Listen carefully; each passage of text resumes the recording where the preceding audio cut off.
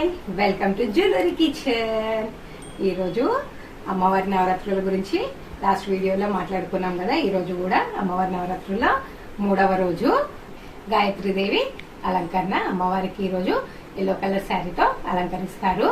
అమ్మవారి నైవేద్యము కొబ్బరి అన్నము. ఈరోజు మనం కొబ్బరి అన్నము ఎలా చేయాలో చూద్దాము. ప్లస్ ఇవాళ చదువుకోవాల్సింది గాయత్రి కవచము. గాయత్రి కవచం ప్రతి ఒక్కరూ చదువుకోండి, చాలా మంచిది. కొబ్బరి అన్నంకి ముందుగా ఒక ప్యాన్ పెట్టేసుకొని అందులో ఒక 2 టేబుల్ స్పూన్ల నెయ్యి వేసుకోవాలి. నెయ్యి ఎక్కువ ఏం పట్టదు, కొంచెమే పడుతుంది. ఎందుకంటే ఆల్రెడీ కొబ్బరిలో ఆయిల్ ఉంటుంది కదా, అందుకని చెప్పి కొంచెమే పడుతుంది. నెయ్యి కాస్త వేడయ్యాక జీలకర్ర, ఆవాలు, శనగపప్పు, కొంచెం మినపప్పు, 3-4 ఎండుమిర్చి, తరిగి పెట్టుకున్న పచ్చిమిర్చి,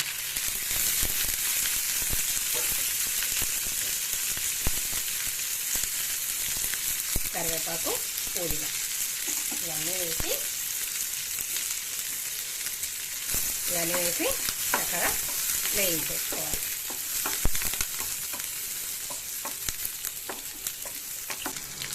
కొన్ని మిరియాలు వేసి మొత్తం చక్కగా వేయించేసుకోవాలి.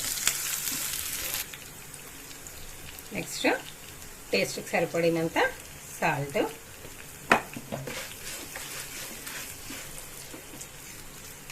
పచ్చి కొబ్బరి తురుము.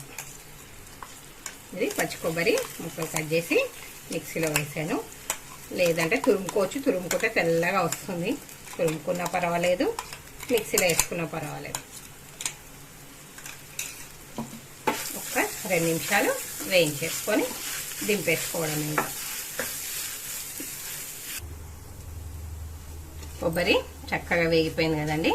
ఇందులో ఆల్రెడీ వండి పెట్టిన అన్నము. ఇది ఆల్రెడీ వండి పెట్టేసి కాస్త చల్లగా చేశాను.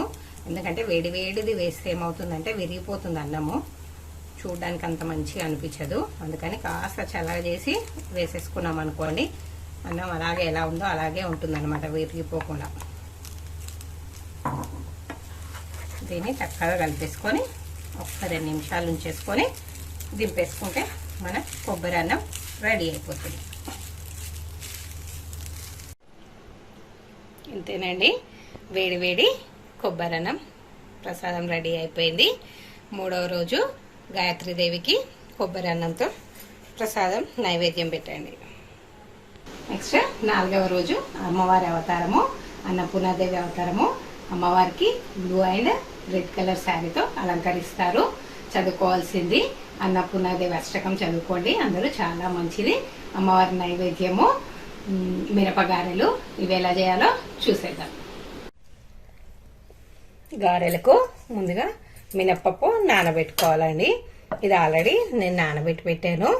కొంచెం అర్జెంటుగా కావాలి అంటే కొంచెం వేడి నీళ్ళలో వేసి నానబెడితే తొందరగా నానిపోతుంది. 2 అవర్స్లలో నానిపోతుంది. వేసేసుకోవచ్చు అనమాట గారెలు. ఆల్రెడీ నేను నానబెట్టి పెట్టాను. దీన్ని కొంచెం కొంచెంగా మిక్సీ జార్లో వేసి రుబ్బేసుకోవాలి. గ్రైండర్లో వేస్తే కూడా చాలా బాగా వస్తాయి, స్మూత్గా వస్తాయి, మంచిగా వస్తాయి.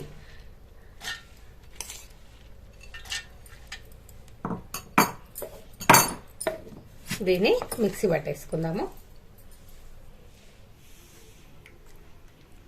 ఇది మధ్య మధ్యలో కలుపుకుంటూ ఒక చుక్క వాటర్ పడితే వేస్తున్నా. ఎక్కువ వాటర్ పట్టవండి, వాటర్ ఎక్కువైతే మళ్ళీ పల్చగా అయిపోతుంది కదా. కొన్ని వాటర్ వేసి మళ్ళీ ఒకసారి తిప్పేసుకుందాము. పిండి రుబ్బేసుకున్నాం కదా. ఇప్పుడు ఇందులో టేస్ట్కి సరిపడినంత పచ్చిమిరము. ఆల్రెడీ ఇందులోనే నేను ఉప్పు కూడా వేసి పెట్టేశాను, అందుకే ఉప్పు వేయట్లేదు.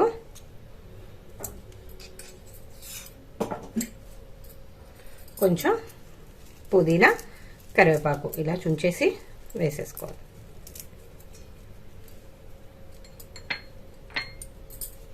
కొంచెం కొత్తిమీర,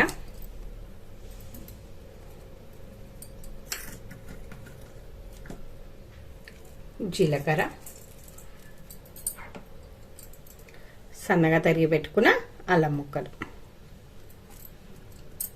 వేసి మొత్తం మంచిగా ఒకసారి కలిపేసుకోవాలి. అందులో ఇంకా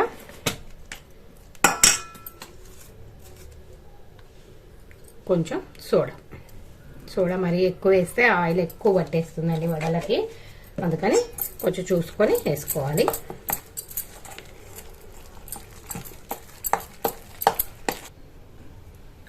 పొయ్యి మీద ఆయిల్ పెట్టేసుకొని నెక్స్ట్ ఇట్లా చిన్న చిన్న ఉండలు తీసేసుకొని కవర్ మీద లేకపోతే చేతిలో అయినా పర్వాలేదు వేసుకొని ఇలా ఒత్తేసుకొని నూనెలో వేసేసుకోవడమే. ఇంకా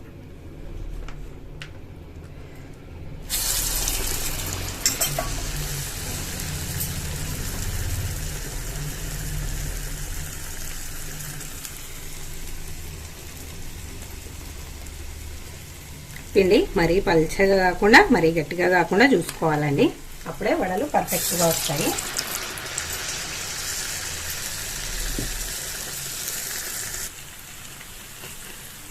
ఇలా వేసేసుకొని కాస్త సిమ్లో పెట్టేసుకొని మంట సిమ్లో పెట్టేసుకొని మెల్లిగా వేయించుకోవాలి, లేకపోతే లోపలంతా మెత్తగా ఉంటాయి, సరిగా గోలవు కదా. అందుకని చెప్పేసి కొంచెం మీడియం సైజులో పెట్టుకున్నా సరే సిమ్లో పెట్టినా పర్వాలేదు, మెల్లిగా వేయించుకోవాలి. ఇలా గోల్డెన్ కలర్లోకి వచ్చాక తీసి టిష్యూ పేపర్లో పెట్టేసుకోవాలి. కొంచెం ఎక్సెస్ ఆయిల్ ఏమన్నా ఉంటే పోతుంది కదా.